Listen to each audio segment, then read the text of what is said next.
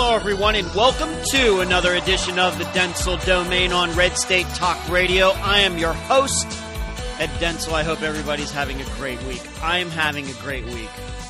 I can just say officially, this has been a very good week. Probably one of the best weeks that I've had in a while. Specifically because of what my other show is doing on Podomatic and iTunes, the show that I do with Melissa Bridges. And she puts so much work into it. I'm caught up with doing other things with my writing and with this show. And, of course, she has her own job. But some of the marketing she's been doing for our show has been spectacular. The show continues to climb the rankings in iTunes and on Podomatic. It's called America's Missing Podcast. You should check it out. So every day you wake up and you see that it's gone up. The show has gone up in the rankings. You know, a few spots here, a few spots there. So it's pretty nice, and I think that I have to give a majority of the credit of that to Melissa, because she's the one doing the marketing for the show. I am not. I talk about it, obviously, on this show, and I've tweeted about it in some things, but she's doing the hardcore work. Really, she's doing the hardcore work for that show that I do for this show. So there's that. So it's nice to have a little success in something that is very new, that she and I enjoy doing, and we believe that not only do we enjoy it, but we think that we're providing an important service and bringing attention to some cases, to some people who have disappeared. And a lot of the people we're going to be talking about as the weeks go on with this other show are not as well-known cases as some that are already out there. I'll just leave it at that. And I think that's what we're going to try to continue to do, to bring some spotlight on some lesser-known cases at America's Missing Podcast. Like I said, you can find it on iTunes and on Podomatic, and you can also listen to it on the Encore channel here on Red State Talk Radio on the weekends. Did you see this? I meant to bring this up earlier in the week. Not really a political topic, but did you see the interview that Bret Baier did with the Dalai Lama? It's the last part of it that I wanted to mention. Bret Baier asked the Dalai Lama if he had ever seen the movie Caddyshack. As soon as Bret Baier asked it, Dalai Lama, you could tell that it created a very awkward situation. Dalai Lama obviously had no idea what Bret Baier was talking about. And Bret Baier had to explain to him that Caddyshack is a movie from 30-some years ago. It's about golf, has Bill Murray in it, and the Dalai Lama still had no idea what he was talking about. Now, if you know the movie Caddyshack, you know why Bret Baier did this. There's a part in there early on where Bill Murray talks about being the caddy for the Dalai Lama, and what that experience was like. And it's from that little speech that Bill Murray gives that the saying, so I got that going for me, which is nice. If you've ever heard anybody ever say that, that comes from Caddyshack in that little monologue that Bill Murray has about caddying for the Dalai Lama. So the Dalai Lama had no idea what he's talking about, but Bret Baier, I think, had been waiting for a long time to be able to interview the Dalai Lama to just bring that up. Unfortunately, it did not go well. It created a very awkward situation, but it was kind of funny. So let's move on to the show. You know, I had this sudden idea about, you know who Donald Trump is? You know what Donald Trump is like? I don't know why this popped into my head. Well, I know at least a little bit what popped into my head. There was an instance. It was after I moved to Florida. I'm going to say it must have been 2012 when my parents came down to see me one of the times. And so it had been about 4 years ago. And we went over, the three of us went over to my brother's house. And for the record, my brother is not my parents' son. Long story I don't want to get into right now. But we went over there. And I don't know if my parents had ever been to my brother's house before. I don't think so. And we go in, and my brother has a dog. His name's Kobe. I've talked about him when I was doing shows from my brother's place, taking care of his dog. His dog's Kobe, a mixed breed dog, 90-some pounds, friendly dog, quiet dog, a little bit of an antisocial dog, well-behaved, kinda. A little spoiled. And Kobe and I get along just fine.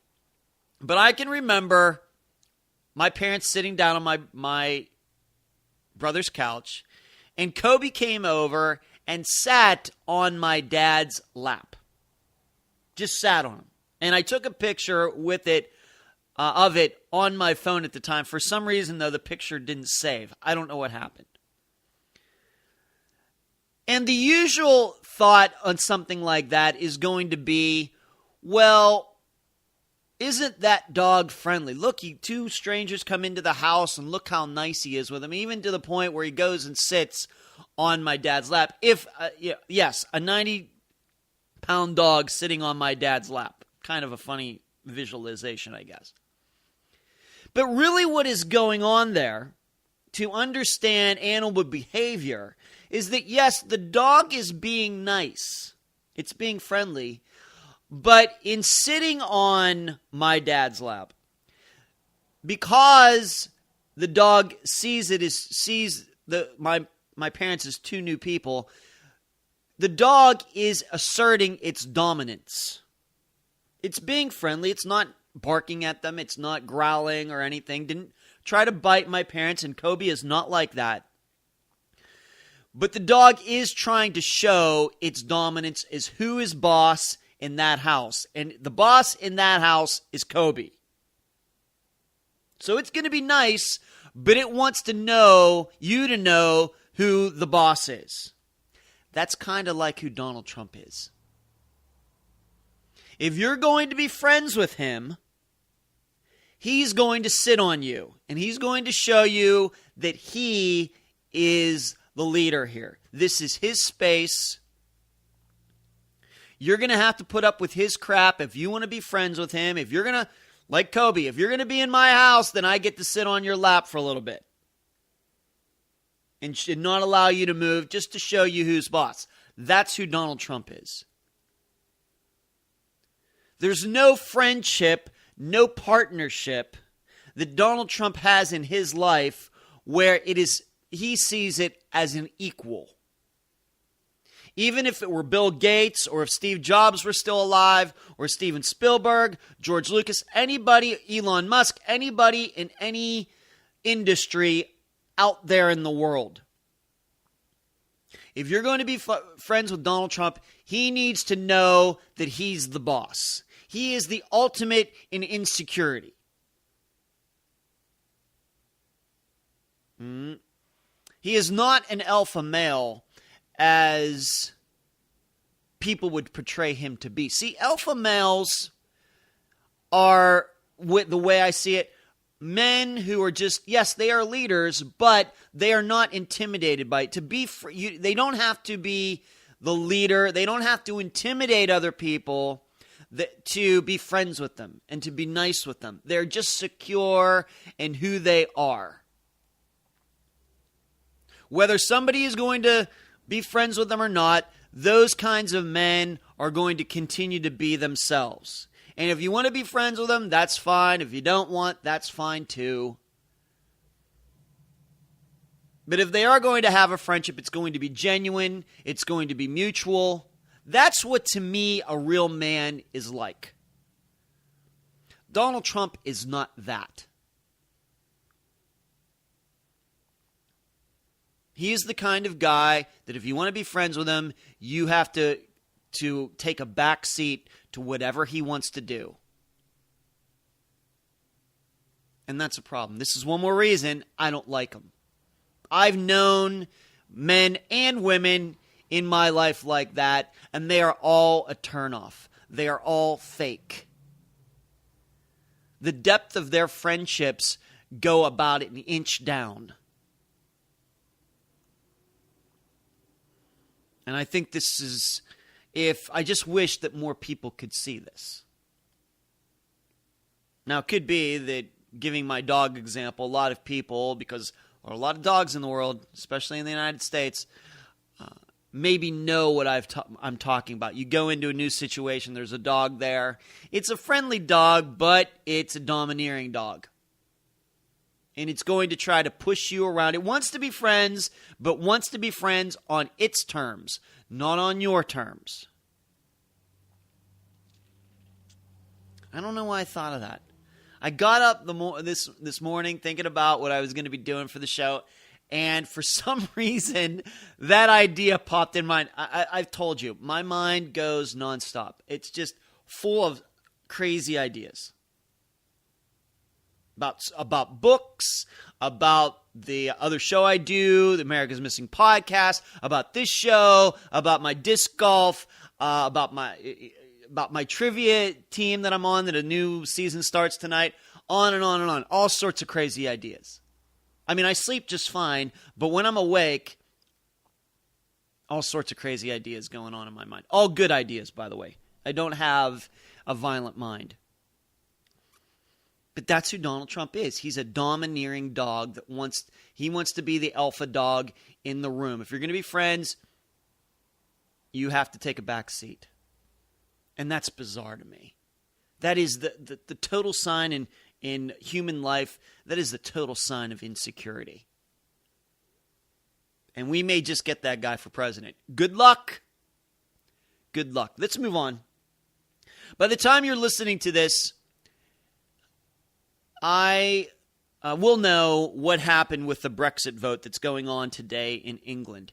I have a prediction that England is going to vote to stay, although I think the vote is going to be fairly close, maybe within 5 or 6 points, which when you're voting on a referendum like this, not for a politician, but a referendum, that's pretty close.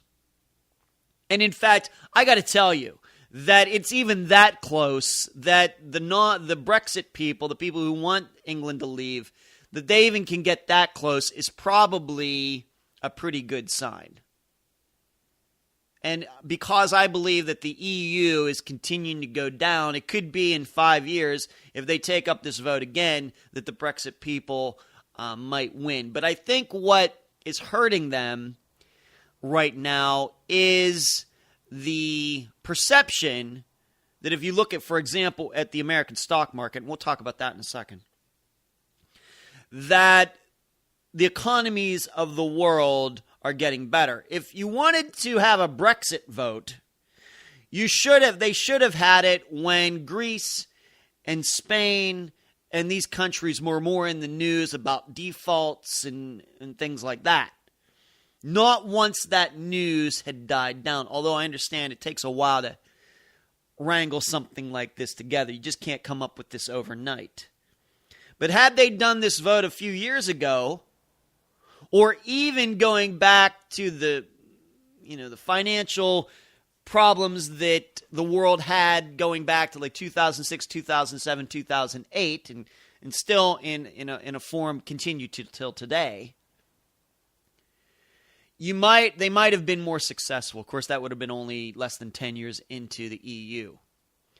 But right now, granted, this I think got started not because of economic issues, but because of immigration issues, which is a fine topic. But the problem is that I think that right now there just isn't enough proof among people in England that these immigrants are bad. I know that as conservatives, I know that's hard for us to believe, but you have to keep in mind something, as I've explained before. We as conservatives in the United States, however many of there are in the United States, as adults, I should say, 18 and over, there's probably what? 80 million? 80 million people who one way or the other would classify themselves as conservative. Well, in the entire world of 7 billion people on Earth, there are probably only about, 200 million people who probably would classify themselves and truly be conservative in the world. Everybody else are raging lunatic leftists. Once you understand that, you understand how significant this vote is going to be, it being this close, being that a large majority of these people who are going to vote in England are somewhat to the left.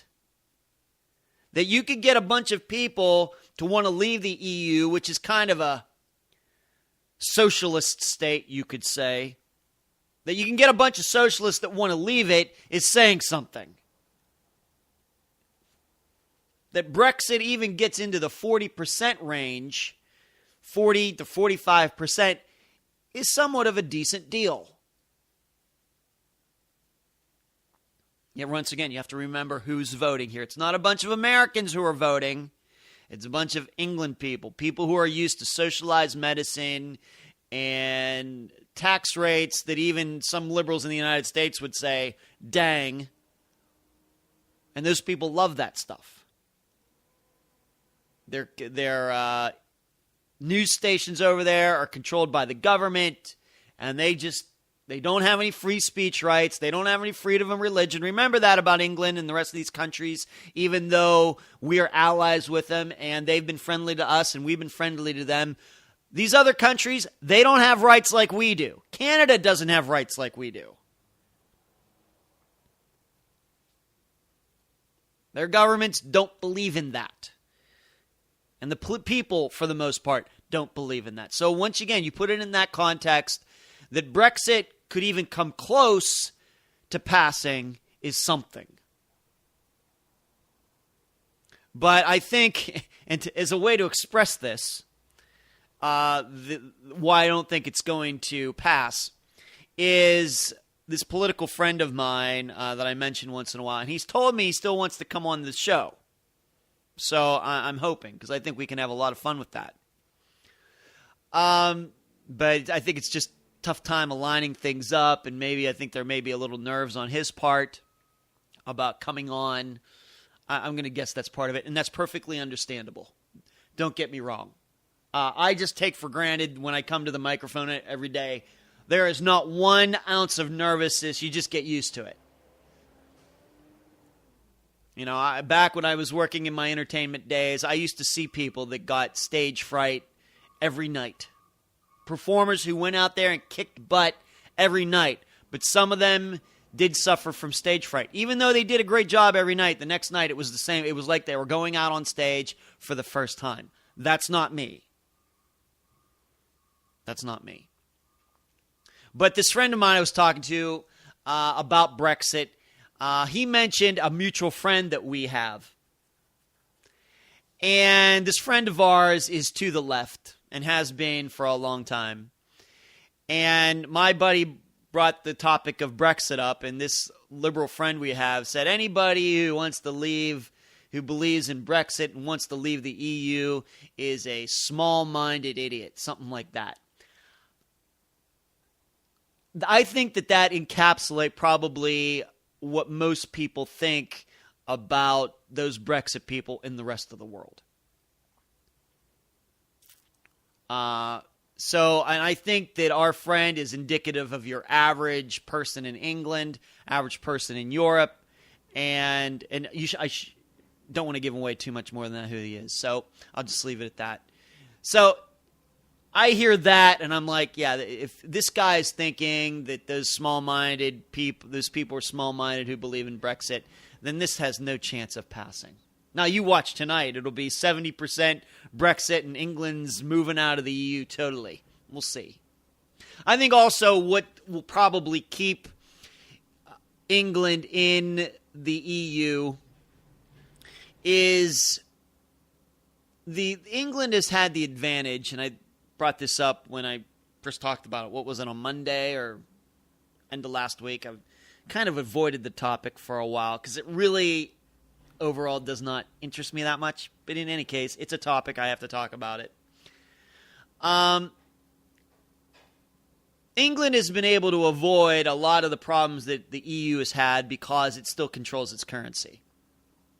It's kind of that it's gotten what you would call, quote unquote, the best parts of the EU and avoided some of the worst parts of the EU. And now, though, I think what happened, one of those bad parts had become such a glaring problem, that being immigration, that finally some people said, we got to do something about it. So that's part of it. I think that if England had been part of the EU totally, the pound was thrown out, the euro was the currency in England, I personally think that Brexit would have had a much better chance of passing. And in fact, it might have started a while ago. They might have done this vote a while ago. But being that they've been able to avoid the economic issues that have gone on with Greece and defaults and haven't had to be a part of that too much, it's been an advantage for England. So that's another reason that I think your average Englander, what do they call them? Britons, Britons, is going to say, you know what? Let's just keep it the way it is. Maybe we can figure this immigration thing out on our own. And usually people are resistant to change. I think that after 17 years, your average adult in England is used to being part of the EU, and they're just going to say, let's just keep doing it this way. But for it to come up into the 40% rates, Brexit, the British people who want to exit the EU to get to 40, maybe 45%, that's pretty good. That's a pretty good campaign for a referendum on something that you, off the top of your head, you would think, well, this thing has probably no chance. Man, if they get 25%, they'll be lucky. Now, I mentioned about the American stock market, how this all relates to it. You'll notice that the American stock market, NYSE, the NASDAQ, the Dow Jones, whatever you want to talk about, those people want England to stay in the EU. And in fact, as stories have come out in the last month that England might leave, let's just say England might leave the EU, that the Great Britain might leave the EU, that the stock market goes down when it looked like Brexit was going to pass, and it would go back up when it looked like Brexit was going to lose. And you'll notice in the stock market today, last time I checked, the Dow was up over 100 points. Why? Because the belief is that Brexit is not going to pass. That Great Britain is going to stay. And that makes Wall Street happy.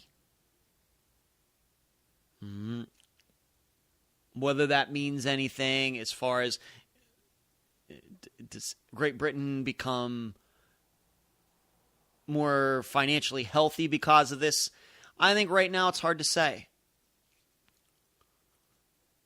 But Wall Street wants England, Great Britain to stay in the EU. That's been easy to see.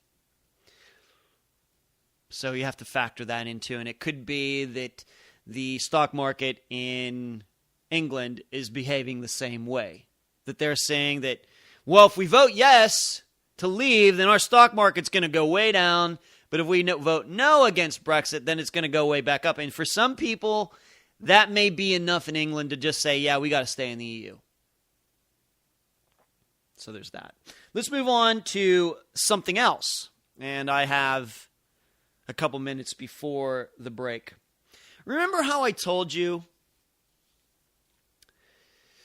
going back to the motivation and this Redax story that was out there, that the Obama administration was going to release the transcripts of what this Orlando terrorist said in his negotiations with the police, and how he pledged allegiance to ISIS, and he mentioned 9/11 and all these different terrorist leaders.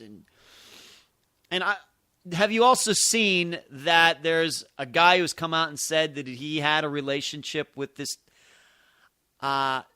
terrorist? Shady. I know a lot of people are going to choose to believe it because they want to believe it. Seems very, very shady to me. Just saying. Could be somebody who just wants a little attention. These are the kinds of things that you run into in a situation like this when there's all sorts of rumors out there. All right, so I'm not inclined to believe. Once somebody comes out and they're willing to give their real name and have their no disguise, nothing like that,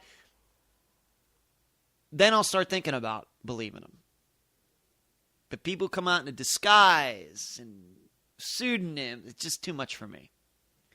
But getting back to this redaction, that was going to happen then didn't from earlier this week.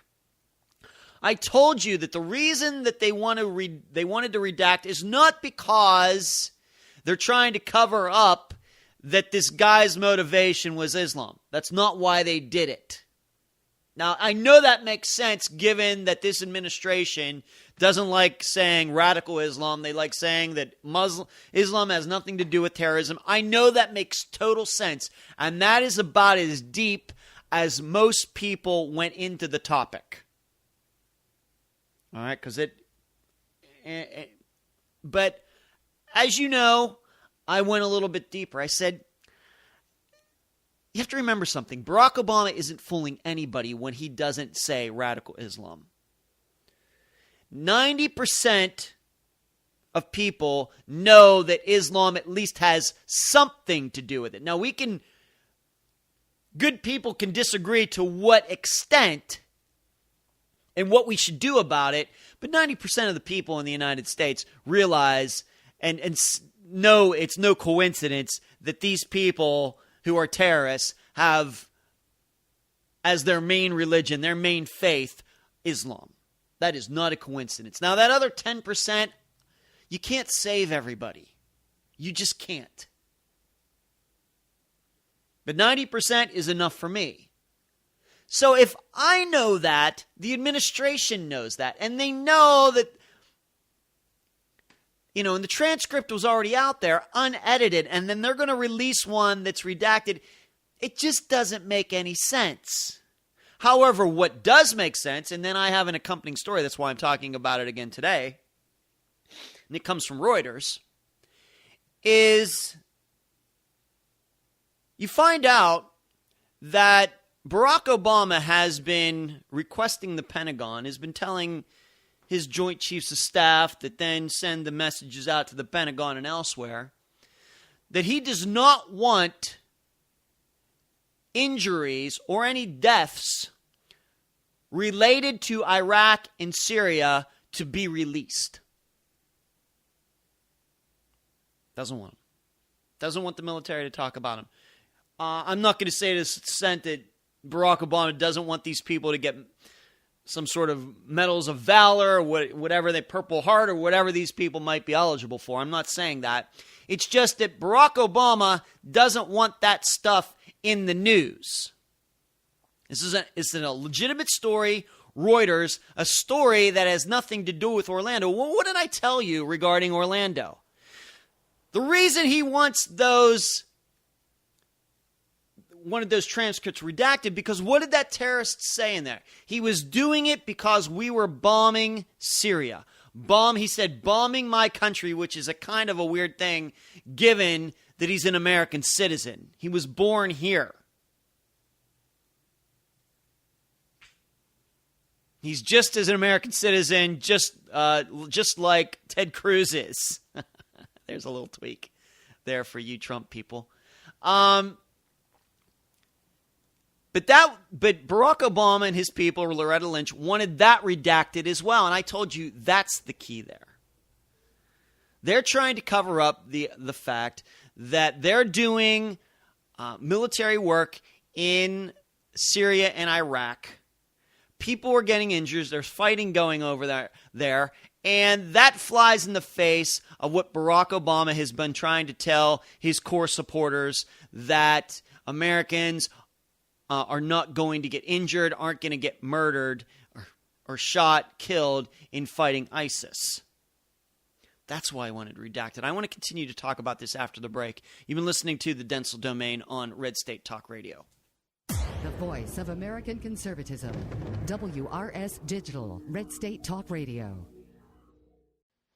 And we are back at the Dentzel Domain on Red State Talk Radio. Before the break, I was talking about redaction again. I was mentioning this new story from Reuters about how Barack Obama does not want military injuries that arise from fighting in Iraq and Syria to make it into the news. Why would he want that? Why would he want that? Now, the opposite, you have to think back to the George W. Bush years, that liberals loved, absolutely loved, when they saw those caskets with American flags coming off on those planes. Remember that? Because they made it, of course, we now know that we knew then. The reason they liked that is because they thought that it made George W. Bush look bad. It was all about politics. They wanted every single person who got killed in Iraq and Afghanistan to get a story on 60 Minutes, Meet the Press, Face the Nation, on MSNBC, CNN. They wanted them to do coverages about all these deaths. They wanted to have a running tally of how many men and women were getting killed in those areas. Now today, Barack Obama doesn't even want an injury list to make it out to the American people. That's interesting. And when you know that, then you can understand why I've told you for a long time, even though some of you have doubted me, that he just doesn't want this stuff exposed. He is in Iraq now again, fighting ISIS against what he would call his better judgment. I think what has gone on there is that some military leaders who are truly dedicated to defending the United States have said, either you go along with at least this minimal amount of engagement that you allow, or we're going to start talking about what goes on here. I think that is what's happened. I've told you, I think if Barack Obama, it was up to him, and it was just a direct connection. There were no generals and sergeants. It was just Barack Obama and the men and women with the guns fighting, that he'd just tell all of them to go home if it was Barack Obama. That's why he wants this stuff out of the news. That's why he wanted those transcripts redacted. Because he doesn't want to be there. He wants it pushed off to somebody else. He wants to continue to be able to cater to the far left, that 10% that I mentioned before, who really don't want us to do anything about terrorism anywhere because really it's our fault.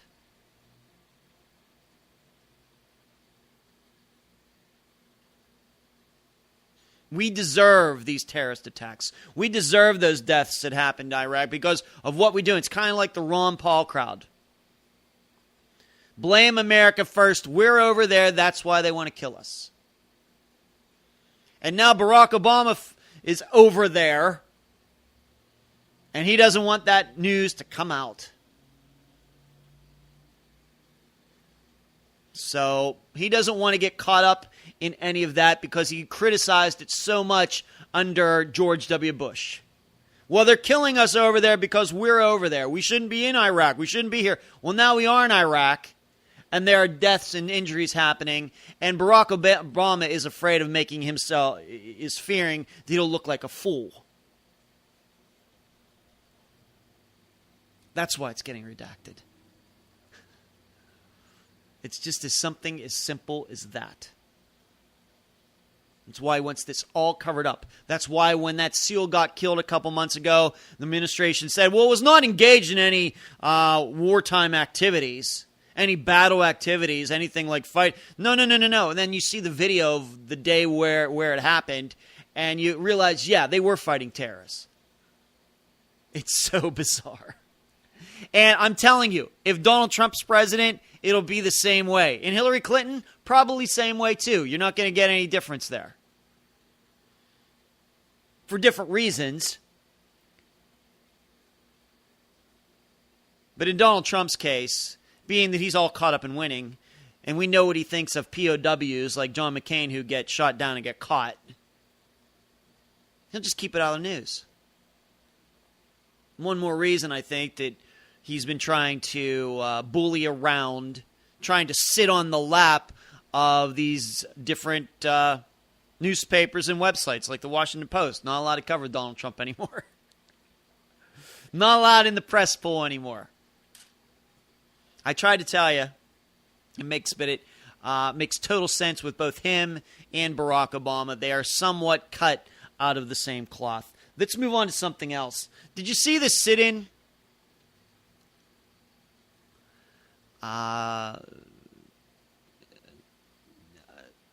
Elizabeth Warren was involved in this. Is that guy's name Elijah Cummings? He was involved in this. These people are sitting in for the gun control bill. After it, they didn't get passed. That would have been, 2 days ago now? Now these senators and congressmen are having this sit-in. And Paul Ryan tried to conduct business of the House, and they wouldn't let him talk. And it's just, these people are never going to grow up. They are acting exactly like what we as conservatives have claimed liberals are for the last 25 years, is that they're really just children. It's, in liberal land, it's always the summer of love. It's always 1968 or 1969 when Woodstock happened. To them, it's always then. The Vietnam War is going on. All cars have carburetors. Right? Smoking's allowed on airplanes. For them, it's that time all the time. It's not 2016. It's 1968. Did you hear about this new car? It's called the Camaro. We aren't, to liberals, we haven't even landed on the moon yet.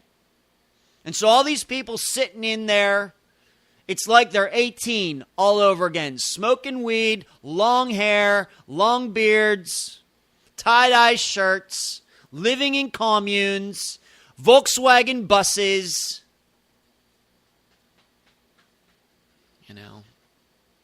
It's all... It's the late 60s all the time. Even though they have gray hair, they have wrinkly skin, they're balding, they have backaches. But to them, they're young all over again when they get to do stuff like this. Here's what I know. I have this written down in my notes. You know what I think they should do? If they're so caught up in this gun control thing, let's start it this way. You know what's funny about them sitting in Congress there, not allowing business can be conducted? You know the reason they get to do that? In the building in which they are doing this, the building is protected by guns. It's protected by metal detectors. It's protected by law enforcement with MP5s and assault weapons. And here those people are inside having a sit-in for gun control. You know what? If they really, really, really want to have a really good gun control sit-in, they should go somewhere that's not protected by guns. In fact, why don't you have a sit-in for a couple days in some of the most violent parts of the United States? Because guess what? Those are the parts controlled by Democrats. Those are the parts where their bills, their ideas are actually taking place. Go sit on a street and block traffic in South Central LA where they have gun control. Go ahead, Elizabeth Warren. I dare you. I dare you. And you know what the first thing they'll want? Well, if I'm going to go do that, I need a gun. Whoa, whoa, whoa, whoa, whoa, whoa, whoa, whoa, hey, hey, hey, hey. What they're doing in New York City, in Chicago, in certain parts of Chicago, in LA, San Francisco, gun control, those should be the safest places in the world. Go sit in. But they know that that's not the case. They know if they would go and do this sit-in and get in the way of the people's business there, you know what? Somebody might actually start getting ticked off. And there wouldn't be any policemen with guns to protect them. They wouldn't be in a building that's protected by federal agents. I guess what I'm saying is it's easy to have a gun control sit-in when the building you're in is controlled by guns. Right? It's so hilarious. It's so hilarious. But they do this, and here's the funny part about this. The real funny part is that I don't think any of them believe it for a second. Now, they believe that conservatives shouldn't have guns. What they really believe is that only certain people should have guns. Good liberals. Their bodyguards. Their Secret Service agents. The people actually who are protecting that building so they can create this farce. Everybody else doesn't deserve them. Likewise, I'm sure they all know about what's going on with gun sales in the United States. Barack Obama has been the greatest gun salesman in the history of the world. And surely these people, these senators and congressmen who are doing the sit-in, have to realize that, you know what, a lot of Democrats are going out and buying guns now too. A lot of liberal Democrats, they may be pro-abortion, and I've talked about this. But the constituents who have voted for Elijah Cummings and Elizabeth Warren and the rest of these people, probably a lot of them have guns. And guess what? Those politicians know it. They're doing this to get attention. And once again, they're doing this to feel young again. They want to have a sit-in somewhere else. They want to have a sit-in that's the other funny part about this. If they were to go to some of the Democrat-controlled districts in the United States where gun control was going on, it would probably be the most dangerous choice any of those politicians made. But if they were said, you know what, let's go, let's really be dirty and let's go conduct our sit-in in a Republican district in the United States, that'll really get some attention. So they go to some county in Nebraska. That would probably be the smartest decision they ever made, even though people in Nebraska have guns. And they have very few gun control laws. So these Democrats, they'd be safer going to a Republican district and having the sit-in than going to a Democrat one. I wonder if that irony ever happens upon them in their minds as they're sitting there singing Kumbaya and We Will Overcome. I wonder. As they're shouting down Paul Ryan and not allowing the House to conduct its business. I don't think, you know what, if they're so crazy about gun control, to me a sit-in isn't enough. I say they go Gandhi, start a hunger strike. Some of them could afford to lose a couple pounds. I mean, if you're just going to sit in there and your aides are going to bring you in pizza and coffee from Starbucks, what kind of sit-in's that? I mean, we're talking about guns here. We're talking about death. We're talking about mindless bullets flying all over the place. And you just want to do a sit-in, but you want to eat too. You want to be allowed to go to the bathroom and come back. No. That's not enough of a sacrifice. Let's get really into it. I want to see these people lose 50 pounds. doing this sit-in over the course of like a few weeks. In fact, I hope these people sit in for the rest of their lives, just like I wish that Barack Obama just would have played golf the last 8 years and never gone to the White House and never signed a bill. That would have been fine with me. That's why I never made fun of him when he was going to play golf. As long as he's playing golf, nothing bad can happen.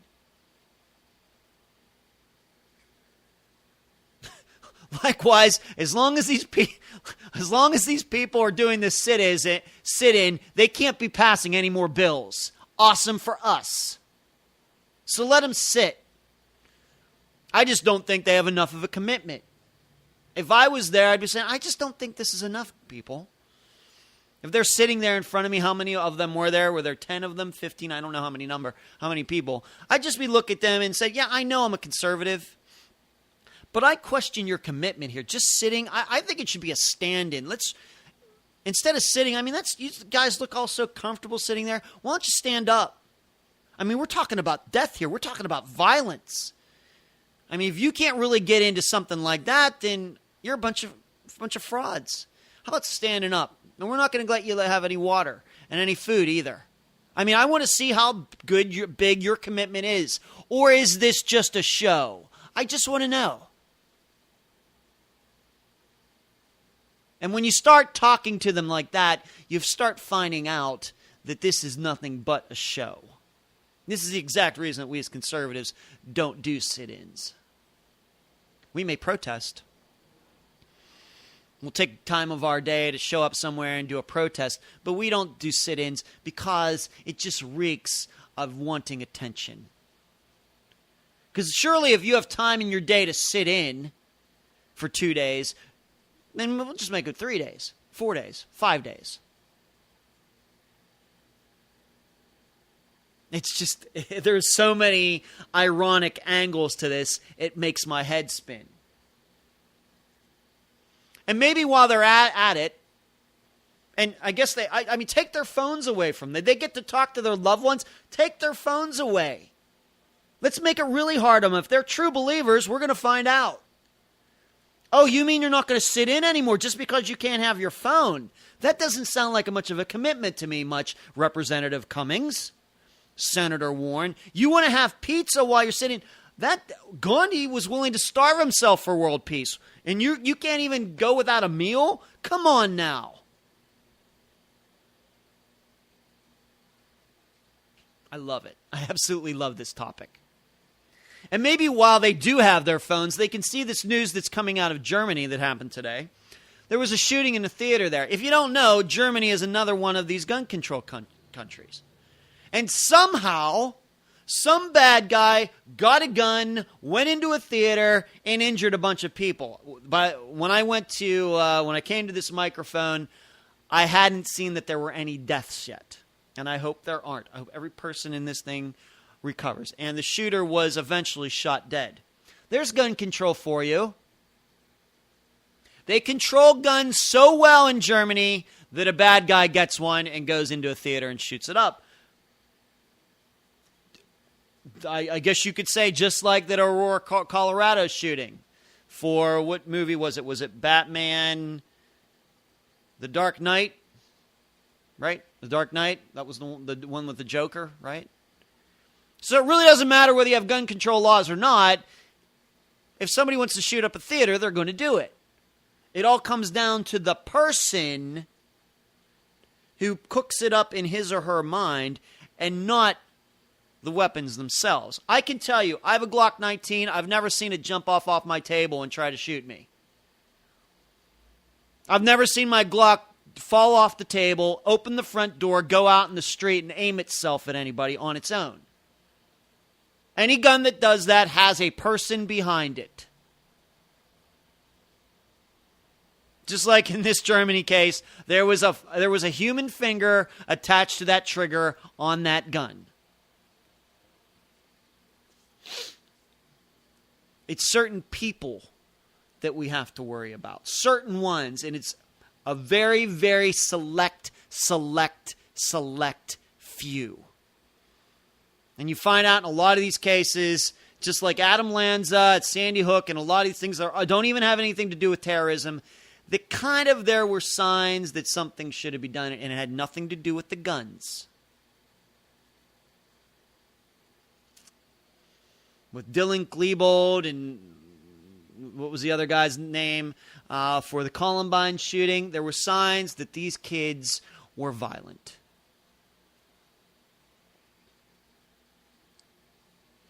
Because 99% of people who own guns never use them to kill somebody, whether in self-defense or in a crime. Most people, a large majority of people are gun owners. The only firing they ever do of their gun is at the target range. And you want to take the guns from them. That's crazy. One more thing before I go. A couple Supreme Court rulings came out. Barack Obama's executive action regarding he wanted to keep 4 million immigrants here.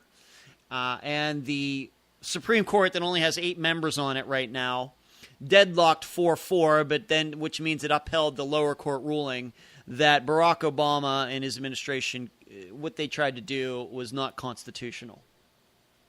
So those executive orders that he gave regarding illegal immigrants has been struck down.